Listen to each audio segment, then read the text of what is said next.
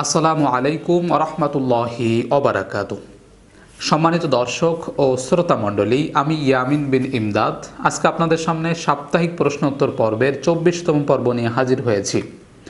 যথারীতি আজকে প্রশ্ন উত্তর পর্বেও মোট 20টি প্রশ্নের উত্তর থাকবে, প্রশ্ন নাম্বার 461 থেকে 480 পর্যন্ত। তাহলে কালক্ষেপণ না করে চলুন শুরু করি। 461 নম্বর প্রশ্ন কুড়িগ্রাম থেকে লিখেছিলেন মোহাম্মদ ইব্রাহিম। তিনি প্রশ্ন লিখেছিলেন, কোনো মহিলা হাঁস মুরগি জবাই করতে পারবে কি না? এই প্রশ্নের উত্তর হলো জি, পারবে। পুরুষ এবং মহিলা উভয়ই হাঁস মুরগি জবাই করতে পারবে বিসমিল্লাহি আল্লাহু আকবার বলে। এরপরে 462 নম্বর প্রশ্ন ফেনী থেকে লিখেছিলেন নাজমুল হাসান। তিনি প্রশ্ন লিখেছিলেন, বিয়ের পরে কোনো মেয়ের সাথে সম্পর্ক থাকলে কি বউ তালাক হয়ে যায়? এই প্রশ্নের উত্তর হলো জি না। বিয়ের পরেও যদি কোনো মেয়ের সাথে আপনার রিলেশন থাকে তাহলে আপনার বর্তমান স্ত্রী তালাক হবে না, তবে আপনার কবিরা গুনাহ হবে। সেই মেয়ের সাথে অবশ্যই সম্পর্ক ছিন্ন করতে হবে। এরপরে 463 নম্বর প্রশ্ন সৈয়দপুর নীলফামারী থেকে লিখেছিলেন মোহাম্মদ আমির হোসেন। তিনি প্রশ্ন লিখেছিলেন, পীর বা অলি আউলিয়া যারা দুনিয়া থেকে ইন্তেকাল করেছেন তাদেরকে ওসিলা করে দোয়া করা যাবে কিনা?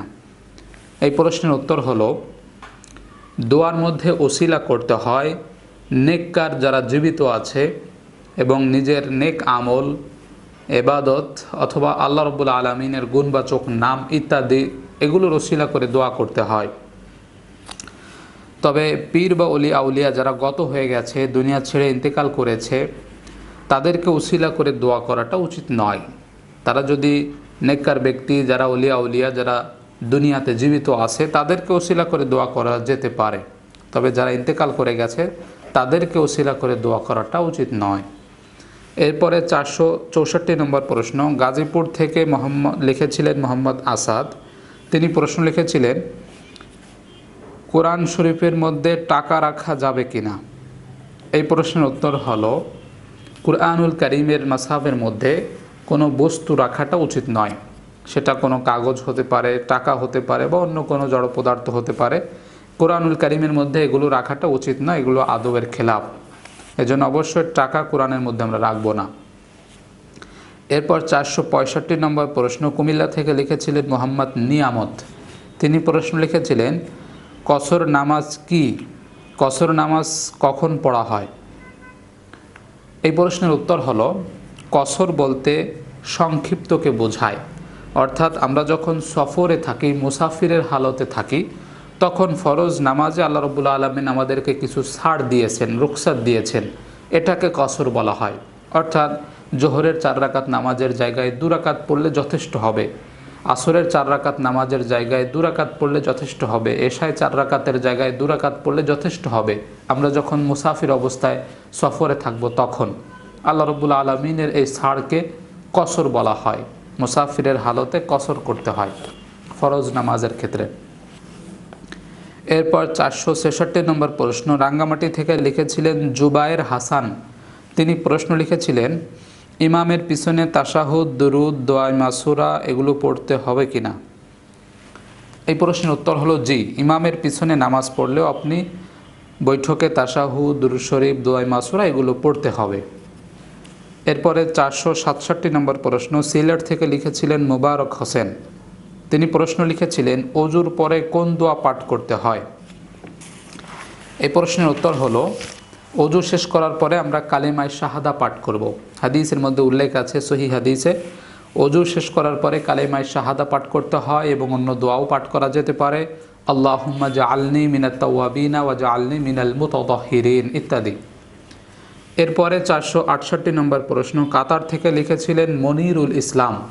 তিনি প্রশ্ন লিখেছিলেন, জাকাতের টাকা দিয়ে কাউকে গাড়ি কিনে দেওয়া যাবে কিনা? এই প্রশ্নের উত্তর হলো জি, যাবে। এবং এটা একটা উত্তম মাধ্যম হতে পারে। কোনো অসহায় ব্যক্তি যার ইনকামের কোনো ব্যবস্থা নেই, আপনি তাকে একটা ব্যবস্থা করে দিলেন, একটা গাড়ি কিনে দিলেন অথবা ব্যবসা করার জন্য কিছু মালামাল কিনে দিলেন, এটা জাকাত আদায়ের উত্তম একটা মাধ্যম বর্তমান পরিস্থিতিতে। এজন্য জাকাতের টাকা দিয়ে কোনো অসহায় ব্যক্তিকে গাড়ি কিনে দেওয়া এটা খুব ভালো মাধ্যম, এটা জায়েজ আছে অবশ্যই। এরপরে 469 নম্বর প্রশ্ন কুষ্টিয়া থেকে লিখেছিলেন দিন ইসলাম। তিনি প্রশ্ন লিখেছিলেন খালাতো বোনের মেয়েকে বিবাহ করা জায়েজ কিনা। এই প্রশ্নের উত্তর হল জি জায়েজ। খালাতো বোনের মেয়েকে বিবাহ করা জায়েজ রয়েছে। চাচাতো বোনের মেয়ে, ফুফাতো বোনের মেয়ে ইত্যাদি তাদেরকে বিবাহ করা জায়েজ। এরপরে 470 নম্বর প্রশ্ন নড়াইল থেকে লিখেছিলেন সাব্বির রহমান। তিনি প্রশ্ন লিখেছিলেন মোবাইলে পর্নোগ্রাফি দেখলে কবিরা গুনাহ হবে কিনা। এই প্রশ্নের উত্তর হলো জি অবশ্যই হবে। মোবাইলে দেখেন অথবা টেলিভিশনে দেখেন অথবা সরাসরি দেখেন, যেভাবে দেখেন পর্নোগ্রাফি দেখলে অবশ্যই কবিরা গুনাহ হবে। এ থেকে অবশ্যই আমাদের যুব সমাজকে বেঁচে থাকতে হবে। এরপরে 471 নম্বর প্রশ্ন বরিশাল থেকে লিখেছিলেন তাজুল ইসলাম। তিনি প্রশ্ন লিখেছিলেন নামাজে ইকামত দিতে ভুল হলে নামাজ হবে কিনা। এই প্রশ্ন উত্তর হলো জি হবে। ইকামতে ভুল হলে নামাজের ক্ষতি হবে না, নামাজ হয়ে যাবে। এরপরে 472 নম্বর প্রশ্ন পিরোজপুর থেকে লিখেছিলেন বর্ণা আক্তার। তিনি প্রশ্ন লিখেছিলেন আমার যদি কোনো ইনকাম না থাকে কিন্তু ঘরে নিসাব পরিমাণ স্বর্ণ আছে তাহলে ওই স্বর্ণের জাকাত দিতে হবে কিনা। এই প্রশ্ন উত্তর হলো জি হবে। আপনার যদি নিসাব পরিমাণ স্বর্ণ থাকে তাহলে 1 বছর পূর্ণ হলে সেই স্বর্ণের জাকাত দিতে হবে। যতদিন পর্যন্ত আপনার নিসাব পরিমাণ অর্থাৎ 7.5 ভরি স্বর্ণ এর অতি ওভার যদি থাকে, এর বেশি যদি থাকে, ওই বেশি থেকে আপনাকে জাকাত বের করে দিতে হবে। আর যখন পরিপূর্ণ নিসাব থাকবে, এর বেশি একটু থাকবে না, তখন আর জাকাত দিতে হচ্ছে না। এরপরে 473 নম্বর প্রশ্ন বাগেরহাট থেকে লিখেছিলেন আলাউদ্দিন। তিনি প্রশ্ন লিখেছিলেন নামাজের মধ্যে সূরা পড়তে গিয়ে ভুল হলে করণীয় কী। এই প্রশ্নের উত্তর হলো নামাজের মধ্যে আমরা অনেক সময় বড় সূরা পড়তে গিয়ে, অনেকে ছোট সূরা পড়তে গিয়ে ভুল হয়ে যায়। তো যখন কোনো সূরায় ভুল হয়ে গেল তখন আবার শুরু থেকে শুরু করবেন, অথবা অন্য কোনো একটা সূরা শুরু করবেন, অথবা যতটুকু পর্যন্ত গিয়ে থেমে গেছেন সেখানে রুকুতে চলে যাবেন। যে কোনো একটা করতে পারেন, এতে আপনার নামাজ শুদ্ধ হয়ে যাবে। এরপরে 474 নম্বর প্রশ্ন কুড়িগ্রাম থেকে লিখেছিলেন তনু হক। তিনি প্রশ্ন লিখেছিলেন পাখি জবাই করার আগেই যদি মরে যায় তাহলে সেটা খাওয়া যাবে কিনা। এই প্রশ্নের উত্তর হলো জি না। পাখি যদি জবাই করার আগেই মরে যায় তাহলে মরে যাওয়া পাখিকে জবাই করে খাওয়া জায়েজ নেই। আল্লাহ রাব্বুল আলামিন আমাদের জন্য মৃত পশু পাখিকে খাওয়া হারাম করে দিয়েছেন। এরপর 475 নম্বর প্রশ্ন ফরিদপুর থেকে লিখেছিলেন কুব্বত রানা। তিনি প্রশ্ন লিখেছিলেন নামাজের পূর্বে জায়নামাজের দোয়া পড়তে হয় কিনা। এই প্রশ্নের উত্তর হলো জি না। নামাজের পূর্বে কোনো জায়নামাজের দোয়া নেই। আপনি অন্তরে নিয়ত করে আল্লাহু আকবার বলে হাত বেঁধে নামাজ শুরু করে দেবেন। এরপরে 476 নম্বর প্রশ্ন বরিশাল থেকে লিখেছিলেন মাহমুদুল হাসান। তিনি প্রশ্ন লিখেছিলেন কারো ওয়াইফাই পাসওয়ার্ড চুরি করে ইন্টারনেট চালানো যায় কিনা। এই প্রশ্নের উত্তর হলো আপনি যদি ইসলামী শরিয়ার বিধিনিষেধ জানতে চান তাহলে অবশ্যই এটা হারাম কাজ। কোনো ব্যক্তির ওয়াইফাই পাসওয়ার্ড চুরি করে আপনি যদি ইন্টারনেট ব্যবহার করেন, আপনার কাজ আপনি করেন, তাহলে এটা অবশ্যই অন্যের হক আপনি নষ্ট করতেছেন, অন্যের টাকা দিয়ে কেনা এমবি আপনি খরচ করতেছেন। এটা অবশ্যই হারাম কাজ। তার অনুমতি ব্যতিরেকে আপনি এটা করলে এটা অবশ্যই গুনাহ হবে। এরপর 477 নম্বর প্রশ্ন নোয়াখালী থেকে লিখেছিলেন কুতুবুদ্দিন। তিনি প্রশ্ন লিখেছিলেন পুকুরের পানিতে ওযু করা যায় কিনা। এই প্রশ্নের উত্তর হলো জি যাবে। পুকুরটা যদি বড় হয় এবং সেখানে যদি অল্প পরিমাণ পানি না থাকে, অর্থাৎ অনেক বেশি পরিমাণ পানি আছে, সেখানে হালকা নাপাকি পড়লেও যেটা দৃশ্যমান হয় না, এরকম পুকুরে আপনি ওযু করতে পারেন, এতে কোনো সমস্যা নাই, ওযু গোসল হবে। এরপরে 478 নম্বর প্রশ্ন বগুড়া থেকে লিখেছিলেন আইনুল ইসলাম। তিনি প্রশ্ন লিখেছিলেন নিজের বোনকে জাকাতের টাকা দেওয়া যাবে কিনা। এই প্রশ্নের উত্তর হলো জি যাবে। নিজের আপন বোন, আপন ভাই যদি গরিব হয়, আপনার যদি নিসাব পরিমাণ সম্পদ থাকে, আপনি জাকাত তাদেরকে দিতে পারেন। এমনকি আপন ভাই বোন অসহায় গরিব থাকলে তাদেরকে আগে জাকাত দিতে হবে। এরপরে কুমিল্লা থেকে লিখেছিলেন শামসুল হক। তিনি প্রশ্ন লিখেছিলেন জুমার নামাজ ছুটে গেলে একা একা কিভাবে আদায় করতে হবে।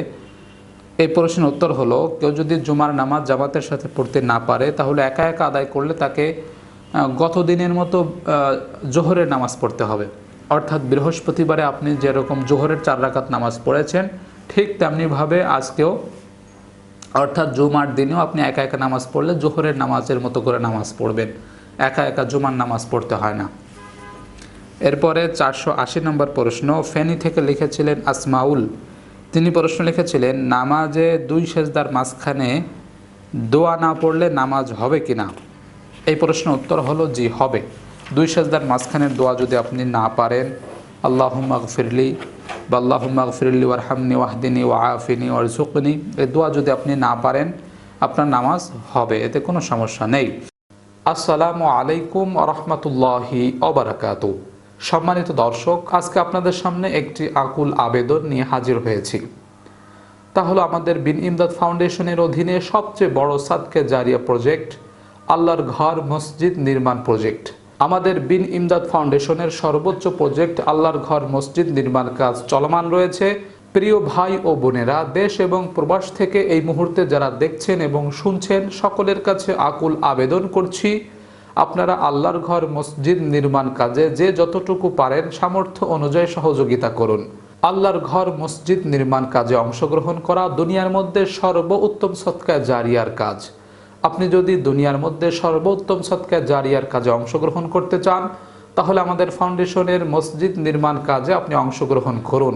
আল্লাহর ঘর মসজিদ নির্মাণ কাজে আপনি যদি দান করতে চান, তাহলে স্ক্রিনে থাকা এই নাম্বার 01735143046 এই নাম্বারে কল করে আমার সাথে সরাসরি কথা বলে বিস্তারিত জেনে তারপরে দান করতে পারেন।